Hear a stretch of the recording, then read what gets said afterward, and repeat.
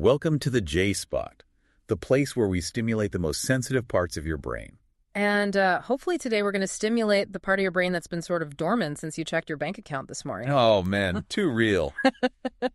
Today is Tuesday, February 24, 2026, and I really want to start this deep dive by picking a fight with a concept that has annoyed me for years. I love a good fight. What's the concept? It's this persistent, nagging belief that you have to be rich to see the world, that travel is this luxury product. You know the vibe. Oh, absolutely. Like, unless you have a trust fund or, I don't know, you're an influencer getting paid to pose with a coconut in Bali. Yes. The world is essentially closed off to you. It's a very pervasive myth. We really tend to view travel as something we purchase, like a car or a designer handbag, rather than an activity we just perform. Right. A transaction. Exactly. And to be fair, that isn't accidental. If you look back at history, specifically the 16th century, you run right into this concept of the Grand Tour. Grand Tour. See, just saying that sounds expensive. Yeah. It was incredibly expensive. It was basically the original gap year for the British aristocracy. So if you were a young nobleman, you'd take a few years. Like years. Years. You'd travel through France and Italy, collecting art, learning fencing, absorbing culture, and it required immense wealth and just infinite leisure time. Wow. But the problem is that 16th century idea that travel is strictly the domain of the elite, it's completely seeped into our modern cultural DNA. So you're saying we're still operating on 500-year-old software here? In a way, yeah. But the mission of our deep dive today is to totally deconstruct that myth. We're looking at sources that replace that aristocratic model with the modern reality of the moneyless or shoestring traveler. I love the sound of that. Yeah. But I do have to play devil's advocate for a second here. Go for it. When you say moneyless traveler, my brain immediately goes to being homeless in a foreign country. Is this actually a viable lifestyle for a normal person, or are we just romanticizing being broke? That is a very fair skepticism, but it's not about having zero resources. It's about shifting which resources you actually use. Okay, I'm listening. We're going to break this down into three main pillars based on the research. First, we have the exchange economy, which is trading your skills for shelter. Got it. Second is the philosophy of slow travel and why it's actually massively beneficial for your mental health. And third, Microadventures, for the listener who literally cannot leave their zip code right now. Okay, let's start with that first one, the exchange economy. This seems to be the heavy lifter for anyone who wants to travel long-term without completely burning through their savings. It really is the foundation of budget travel. And the core concept the sources talk about is shifting from a consumer mindset like, I paid $200, give me my room key, to a collaborator mindset. Right, you're trading sweat for a pillow. And the landscape for this has matured so much in the last decade. We've got data on three major platforms that facilitate this, but it's crucial to know they are not created equal. Yeah, let's look at the OG first. WWOF. WWOF. Worldwide Opportunities on Organic Farms.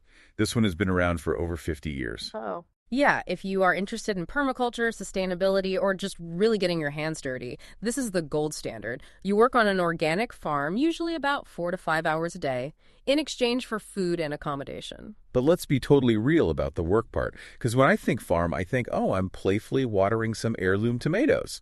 Are we talking about manual labor here? The sources are extremely clear on this. It is real labor. You might be digging irrigation ditches, mucking out stalls, or harvesting crops in the blazing heat. Okay, so definitely not a spa retreat. Not at all. And there's a structural quirk with WOF that people often miss. It is not one global membership. Wait, really? So if I join WOF, I can't just open the map and go anywhere? No, it's actually a federation of national organizations. So if you want a WOF in France, you pay a fee to WOF France. If you then decide to cross the border into Italy, you need a completely separate membership for WOF Italy. Oh, that feels a little antiquated. Because if I'm backpacking across Europe, those country fees are going to eat into my moneyless budget pretty fast. It definitely adds up, but WOF is really designed for deep immersion. It's for the person who wants to spend 3 months in Tuscany learning to make olive oil, you know? Not the person hopping borders every weekend. Okay, that makes sense. So for the border hopper, the sources point to Workaway. They actually describe this one as the giant of the industry. It is a massive marketplace. We're talking over 50,000 hosts in 170-plus countries. And the sheer variety is the main selling point here. It's not just farms. Exactly. You have hostels, families needing babysitters, NGOs looking for admin help, and even people living on sailboats looking for deckhands. A sailboat.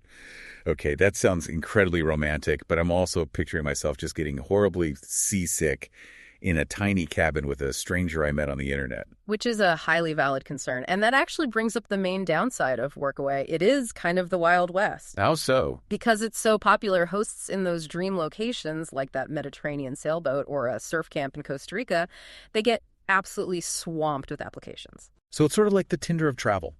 Just a lot of swiping, not a lot of matching. It can be very frustrating. The response rates can be low. And here is the major pro tip that the seasoned travelers in our sources really emphasize.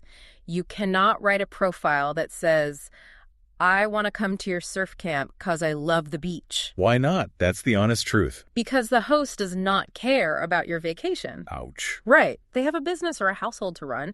Your profile needs to read like a job application. I can paint fences. I am a web designer. I'm great with difficult kids. I'll have to sell your utility. Exactly. If you approach Workaway with a flash packer mentality, just looking for a free ride, you won't get replies. That's a crucial distinction. You're not a guest. You are staff. Precisely. Okay, what about the third option? World Packers. The sources seem to position this one as the safe route. Yeah, World Packers has a really strong foothold in Latin America and Europe, and they've built their whole brand on security. They offer something called WP Safeguard, which is essentially insurance. Oh, that's smart. Yeah, if a host cancels on you last minute, or if the conditions just aren't what was promised, World Packers covers your emergency accommodation. See, that appeals to me. Because if I'm a first-time solo traveler, the idea of showing up in Bogota and having my host just ghost me, that's a nightmare scenario. It totally takes the edge off the risk. They also have an academy built in to teach you travel skills. It's a much more curated experience. So fewer listings, probably. Fewer listings than Workaway, yes. But the verification process is much stricter. It's almost like traveling with training wheels, which, when you're 5,000 miles from home, is actually a very good thing. Totally. So we've got the platforms down, but reading through these personal accounts and the sources, the value proposition isn't just, hey, I saved $50 on a hostel. It seems a lot deeper than that. It really is. There's a story in our stack from a traveler in Sri Lanka. Instead of just eating alone in some tourist restaurant, she was in a hostel kitchen, cooking sambal, a local dish, with the staff, and sharing it with the other guests. That sounds amazing. And another traveler talked about just walking a dog in Arizona for his host. Okay, but walking a dog sounds totally mundane. Why is that considered a highlight? Because it's an authentic touch point with local life. Think about it. When you stay in a hotel, you're in a bubble. You are strictly an observer. Right. But when you walk a local's dog or you buy groceries for a family, you slip into the actual slipstream of life in that country. You stop being a tourist and you start being a temporary local. A temporary local. I really like that phrase. But let's push this even further. The exchange economy is about trading work. But what about just existing without money at all? We have this fascinating case study in the sources of Mark Boyle, the moneyless man. Mark Boyle is extreme, but he proves a profound point. He lived completely without money for an entire year. Literally zero money. Zero. He lived in a caravan he got for free, grew his own food, used a compost toilet, cycled everywhere. And he had a specific term for this lifestyle, right? Social homeopathy. Social homeopathy. His argument is that money acts as a buffer. It disconnects the consumer from the consumed. Okay, break that down for me. When you buy a plastic-wrapped sandwich at a store, you don't see the farm, you don't see the factory, or the waste. But when you have to grow the wheat and bake the bread yourself, you feel the actual cost of your survival. Now, I'm going to go out on a limb here and say most of our listeners aren't going to move into a compost toilet caravan tomorrow. Probably not. So how does social homeopathy apply to a regular person taking a vacation? You apply it by removing the commercial transaction to get closer to the source. And the most direct application of this in travel is couch surfing. Ah, sleeping on a stranger's couch. This is where my stranger danger alarm starts ringing very loudly. And it absolutely should ring, at least a little. Couch surfing is the ultimate trust exercise. The platform is built on cultural exchange, staying with a local for free. But we have to talk about safety here. Yeah, the sources are very specific about the trust and safety updates that have rolled out over the last few years. Exactly. They really highlight the issue of romance scammers. That's where people build trust just to ask for money, all right? That and just general predatory behavior. There are profiles that look completely legitimate, maybe posing as doctors or military personnel, that build up trust and then hit you up for cash. Or you have hosts who treat couch surfing like it's a dating site. That is terrifying. Yeah. How do you actually filter for that when you're just looking at a screen? The community largely polices itself, but you have to read the references carefully. Don't just look at the star rating. Read what people actually say. Read between the lines. Yes.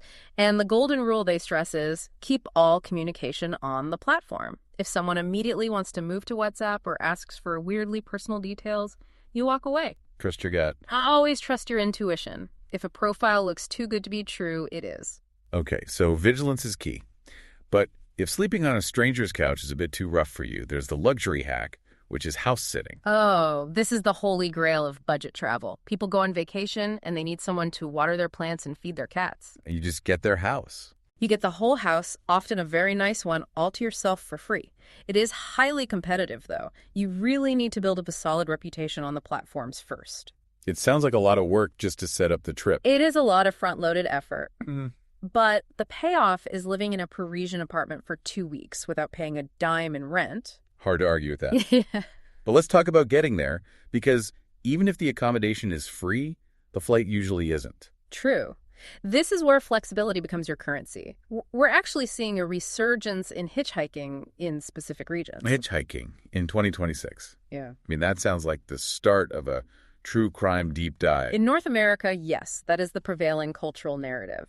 But the sources point out that in places like Scandinavia, Eastern Europe, and New Zealand, it is still a very common, relatively safe mode of transport. Interesting. But if you aren't quite ready to stick your thumb out on the side of a highway, technology bridges the gap. Apps like BlaBlaCar allow you to share rides with locals going the same way. You just chip in for gas. And then there's the bicycle arbitrage trick. I found this one brilliant when I was reading the notes. It's just incredibly smart economics. One source detailed a traveler in Costa Rica who bought a used bike for $60 right when they arrived. Okay. They used it for 2 months to get everywhere and then sold it for $60 the day before they left. Net transport cost was $0. Plus, you come home with killer calf muscles. Exactly. But I think this brings us to a major pivot point. We've talked a lot about how the mechanics of being cheap, but we really need to talk about the why. The philosophy behind it. Right. Yeah. Because, frankly, working on a farm or biking across Costa Rica sounds exhausting. If I have 2 weeks off from my highly stressful job, why shouldn't I just go sit by a pool and do nothing? This is the absolute crux of it. We tend to treat travel like a checklist because we are so obsessed with efficiency. The whole bucket list mentality. A bucket list. You rush to the airport, stress about security, rush to the gate, fly, rush to the landmark, take a quick selfie to prove you were actually there, and then rush to the next one. It's basically performative leisure. It's work. It's deeply stressful work. And this is where the concept of slow travel comes in. To really understand why it's better for you, the sources dive into 2 Greek concepts of time, chronos and kairos. Okay, don't get too academic on me here. Break those down. I'll keep it simple. Chronos is clock time. It's the time that dictates your work schedule. I have a meeting at 2 point. It's linear and it's stressful. Got it. Chronological time. Right. Kairos, on the other hand, is opportune time. Think about when you're having dinner with close friends, the conversation is just flowing, and suddenly you realize 3 hours have passed, but it felt like 10 minutes. That is kairos. That flow state where time just sort of dissolves. Yes. Slow travel prioritizes kairos. Instead of hitting 5 cities in 10 days, which is entirely chronos management, you go to one place and you just stay there. You actively ignore the clock. But practically speaking, if I only have 2 weeks of vacation, isn't staying in one tiny village a waste? I'm missing out on Rome and Florence and Venice. Are you actually missing them? Or are you just failing to photograph them? Oh, that's a good point. The sources highlight a couple of huge benefits to doing less. For one, sustainability. Train travel, which is very central to the slow travel movement, has an estimated 80% lower carbon footprint per person compared to flying. That's a massive difference. It is, but the real immediate benefit is to your brain. The neuroplasticity angle. Exactly. Our brains operate on autopilot most of the time to save energy. When you are in your daily routine, you literally stop seeing things around you. Travel disrupts that autopilot. New sights and sounds stimulate neuroplasticity. But if you travel too fast? If you travel too fast, you just replace routine stress with transit stress. Your cortisol levels stay incredibly high. Slow travel lowers that cortisol. It gives your nervous system the time to actually downregulate. What about the social aspect, though, the loneliness? I feel like if I'm moving really slow, maybe traveling solo, and I'm not in a bustling tour group, I'm going to get incredibly lonely. The research suggests the exact opposite, interestingly enough. Really? Yeah. Think about it.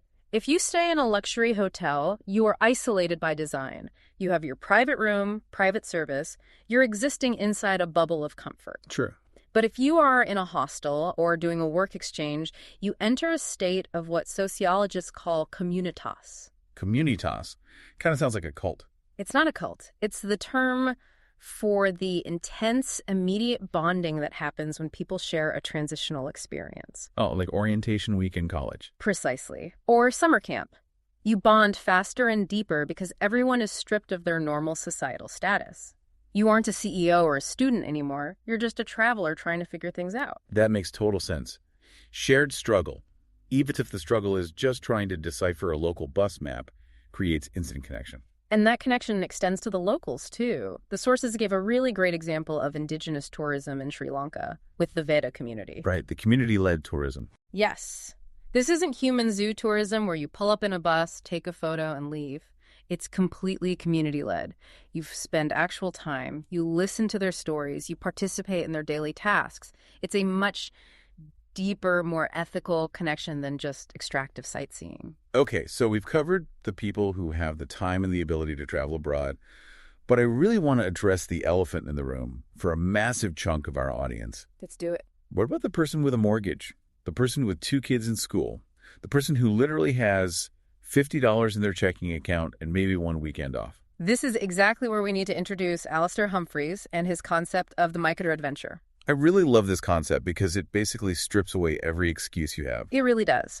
Humphreys defines a microadventure as something short, simple, local, and cheap, but which still captures the pure spirit of a big adventure.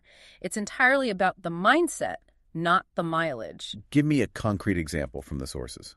Sleeping out on a local hill under the stars on a Tuesday night and then just going to work normally on Wednesday morning. Okay, see, that sounds kind of miserable. Showing up to your office smelling like a campfire. Maybe a little, but you will remember that Tuesday for the rest of your life.